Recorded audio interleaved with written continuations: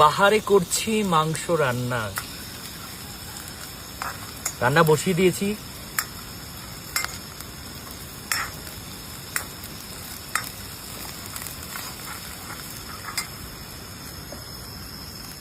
আর এইদিকে রয়েছে এই যে আমাদের চিকেন, পাহাড়ি চিকেন দেবো একটু পরেই।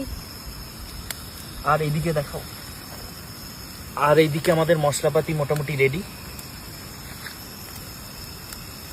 এদিকে আলু ভাজা হয়ে গেছে।